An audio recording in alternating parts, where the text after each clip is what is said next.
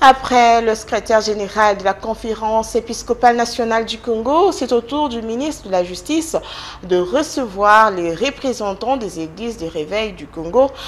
C'est dans le cadre des préparatifs de la journée de prière et des collectes d'offrandes pour soutenir les FRDC et les Wazalendo que le gouvernement va organiser le 9 février prochain. La suite en images.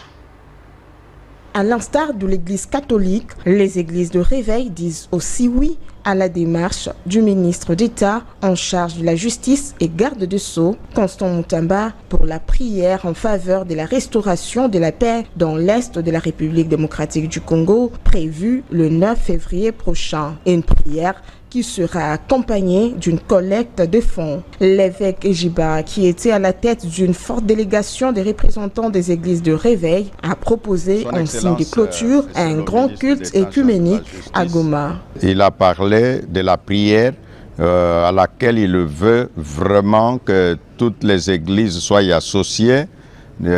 Pourquoi la prière? C'est en faveur des FARDC et des Wazalendo à l'est de la République. En cela, deux dates bien retenues.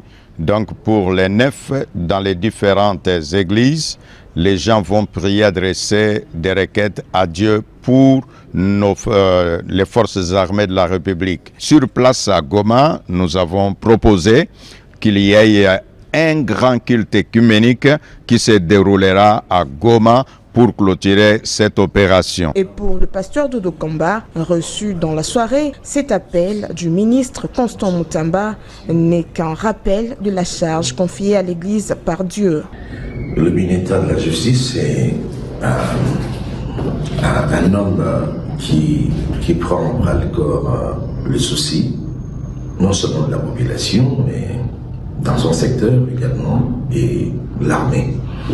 Nous avons été réfléchir autour de cette question de la prière, autour des efforts fournis au niveau de l'armée, des efforts d'essai. Ça ne peut qu'être une très bonne initiative et nous louons Dieu pour ça et nous sommes disposés à marcher avec lui. Mais ce n'est qu'un rappel, en réalité, par rapport à ce que nous avons reçu comme vocation. Ce n'est qu'un rappel de notre responsabilité en tant que clergé et en délice.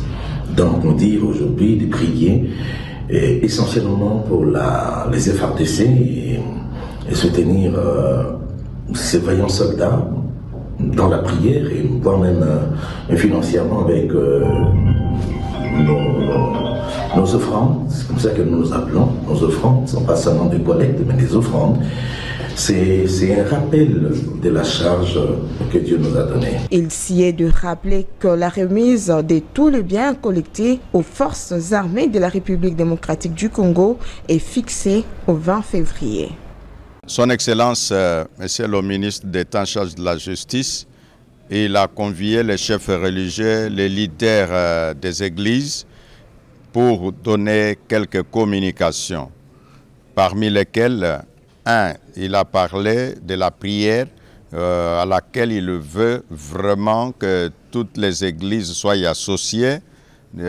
Pourquoi la prière? C'est en faveur des FARDC et des Wazalendo à l'est de la République. En cela, deux dates bien retenues. Donc pour les 9, dans les différentes églises, les gens vont prier, adresser des requêtes à Dieu pour les forces armées de la République. À côté de cela, on doit aussi, en signe d'appui matériel à nos forces armées, apporter une collecte venant de chaque confession religieuse. Et là, la remise se fera en date du 20 février. Et il composera une délégation qui descendra sur place à l'Est.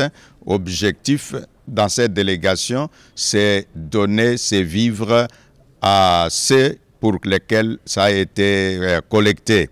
Et sur place à Goma, nous avons proposé qu'il y ait un grand culte œcuménique qui se déroulera à Goma pour clôturer cette opération.